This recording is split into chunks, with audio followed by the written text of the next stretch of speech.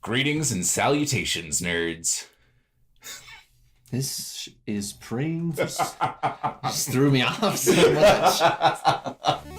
Greetings and salutations, nerds. This is Praying for Superpowers. A show about the deeper meanings, messages, and intricacies hidden within nerd culture.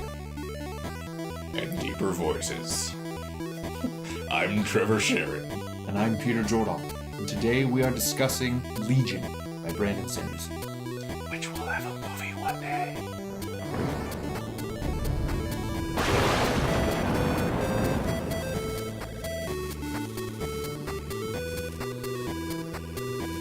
It actually probably will, and I want to start this episode by talking about a theory that Peter has that I think is soundproof. It's soundproof. It's soundproof. You won't be able to hear it because it's soundproof.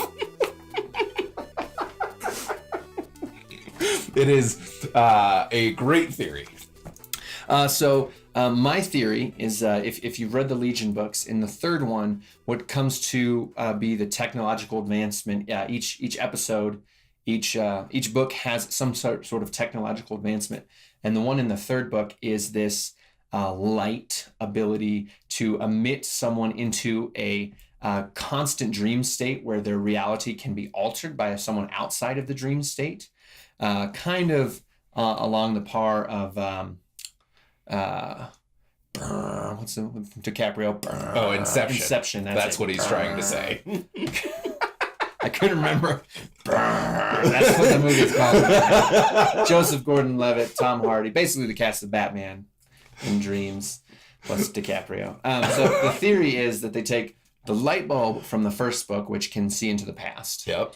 And then they take that ability I just described to make these dreams happen, and they use that to create Snapshot, where they take a picture of the world and they can relive it as a pair of cops in the book Snapshot and solve crimes the day after because they have access to a fake but accurate version of reality.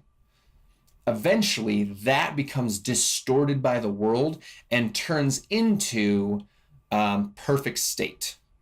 And perfect state is, well, it's its own thing. I'm not even going to try to describe it, but there's brains in jars. That's what you mean. Yeah, that's essentially the synopsis. Brains in jars. And those jars, one of the reasons that my theory works is those jars are surrounded by light. Like light is shining on the brains because they're in a dream state. Well, and you also have in the second book of Legion a lot of information about storing data inside of cells and DNA. Which if I'm sure there's probably some reverse engineering that happens to get to perfect state. I would suggest perfect state, one, because it's short, and two, it really does a good job of contrasting sci-fi to fantasy in a way that's super interesting. It feels a little bit weird because it is, but it's super enjoyable. The thing that is exciting to me about this theory, and you kind of have to go with me on this conspiracy theory track that I'm about to go on. Snapshot is confirmed to have a movie coming out by MGM and Broken Road and Film 360, which is awesome because of all of Brandon Sanderson's works. I think that Snapshot is going to do the best in the general populace. And I think it's going to transfer to movie better than any of his other books. Yes. Second only to Legion, which if it's in the same world, there will probably be some sort of conversation about how do we make Legion into a movie if Snapshot is successful. So here's the thing. All of you Brandon Sanderson fans, any fan of anything good in this world, go see the Snapshot movie. Even if you don't want to see it. Even if you don't want to see it, even if it looks bad, even if the actors are subpar and the director, whatever, anything. We are not currently watching a Boba Fett origin story because nobody went to see Han Solo. Or an Obi-Wan origin story. Or a Yoda.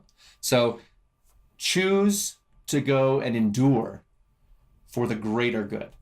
Why do we love Legion? Let's talk about that. So here's what's cool about Legion. As somebody in the mental health profession, I am currently in a class that is on diagnosis. And so we're studying through the DSM, which is the Diagnostic Statistical for Diagnostic and Statistical Manual of Mental Disorders, 5th edition. Yep. Like D&D. But what's really cool about Legion is that he's kind of the living embodiment of the DSM. He is super brilliant. And one of the ways that he works, kind of survives and copes with that intelligence is by creating what he calls aspects. So basically he has these hallucinations that he knows aren't real. And he's learned to control them through the help of his wife or partner, the woman he was in love with. I guess I don't know if they say that they're married ever. I don't think they really disclose much of their relationship apart from that she helped him cope with his aspects, because she has some too. And so he has Morgan Freeman, basically, is one of his aspects, whose name is Tobias. And he's a historian. So he has Morgan Freeman telling him anything he's ever learned about history, because it's stored somewhere in that brain of his. But since he doesn't want to deal with being so brilliant, someone else has to be brilliant. And so each aspect is a embodiment of one of his intelligences or knowledge. They're a specialist. And so he, in the first book, I believe, he starts reading a book in a new language, and all of a sudden there is a translator aspect that's created. He reads how to speak Arabic or something, and then someone walks in and sits down and introduces herself, and it's his new aspect that he just created. We had a conversation, it was like all of 30 seconds, with Brandon Sanderson at one of his signing events up at the Tattered Cover in Denver. And I thanked him for giving a voice to mental health, because in a lot of different books, especially in fantasy, the crazy people are the ones who get killed off and nobody cares. Or they're the bad guy. And in this, there's really a lot of voice to, we love Tobias, and we don't love him in spite of his mental illness. And we don't love him because of it either. Correct. We love him for who he is. And part of him is that mental illness. Which is the same thing for Stephen Leeds, of we love his whole character, and we recognize that he's struggling with, I would say, a mental health disorder. Well, actually, I don't think I would. And here's why. I don't think Stephen Leeds is insane. I think that he's super brilliant, and this is how he's coping with it. And it says throughout the books that he's given away meetings with psychologists before. He even has an aspect who is a counselor.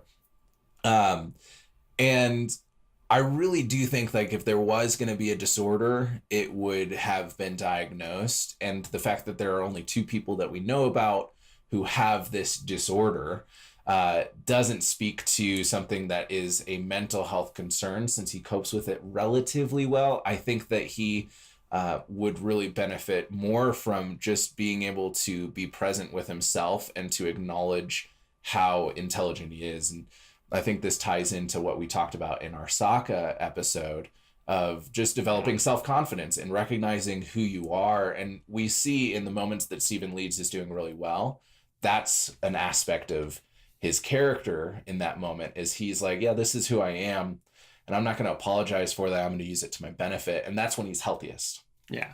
I agree completely. What's interesting is all of his aspects are super confident in their abilities. Yeah. He has a germaphobe who's also a doctor or a crime scene investigator, and he has a future space agent task force guy who's paranoid. But he's confident in his abilities, and he should be. They all should be. And what it boils down to is all these aspects are actually Stephen Leeds, who's unable to be confident in himself because he's holding himself back. And what's great, spoiler, about this series is that it ends with him gaining that which we see him need. Yeah. He comes to a point where he wants the aspects in his life because they help him, but not because he can't handle being brilliant, but because he wants them in his life, which I think is really cool. I just think like this concept is very unique, And it tells this really interesting story where you're reading through it and it's gripping. It's really hard to put these books down. Yeah. And also, when you do put them down, you start to think like, he's literally not talking to anyone. It's like when you're watching a performer use a puppet and you forget the puppet's not real. Yeah. Because they're so good, except it's one dude and 39 puppets.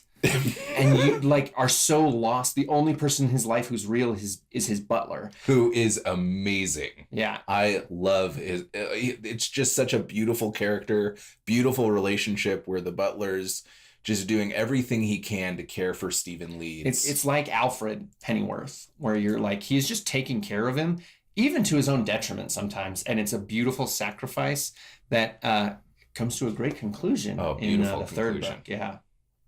So if we haven't convinced you to go pick up the Legion book, you should be convinced because it's currently on sale on Brandon Sanderson's website. Or at least it was at the time. Well, yeah, it was when we recorded this. But, whatever. Also, I would suggest going onto Brandon Sanderson's website and buying the signed copies. It doesn't cost anything more to get them signed and personalized by Brandon Sanderson. And from what I understand about publishing, which is pretty minimal, I think that he probably gets more profit from books that he's able to sell himself. Well, also visiting his website is good for him. Oh, yeah, the more visits to his website is better. So. We want to support Brandon Sanderson just because we love the content that he's brought to us. And because I really feel that he is doing an exceptional job of giving voice to mental health and starting conversations in the nerd culture about how mental health is not this crazy thing that throws you into an asylum.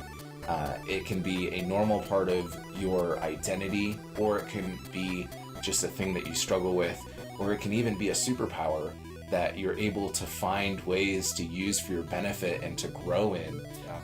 I think that's really beautiful. We'll catch you next time.